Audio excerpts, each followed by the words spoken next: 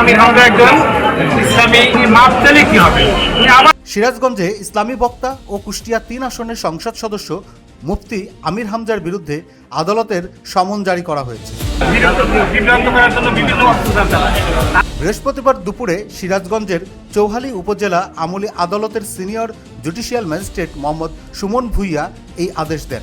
মামলার অভিযোগে বলা হয়েছে, বিদ্যুৎ, জ্বালানি ও খনিজ সম্পদ মন্ত্রী ইকবাল হাসান মাহমুদ টুকুকে নাস্তিক ও ইসলাম বিদ্বেষী বলে প্রকাশ্যে বক্তব্য দেন মুফতি আমির হামজা।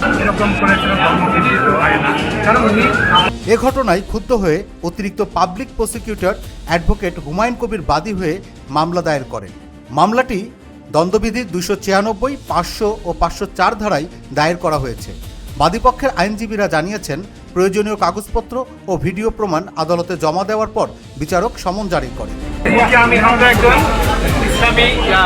এদিকে জেলা বিএনপির সাধারণ সম্পাদক সাইদুর রহমান বাচ্চু বলেন, তারা আইনের প্রতি শ্রদ্ধা রেখেই আদালতের শরণাপন্ন হয়েছেন এবং প্রকাশ্যে ক্ষমা চাওয়ার দাবি জানিয়েছেন। আদালত সূত্রে জানা গেছে, নির্ধারিত তারিখে হাজির না হলে মুফতি আমির হামজার বিরুদ্ধে গ্রেপ্তারি পরোয়ানা জারি হতে পারে।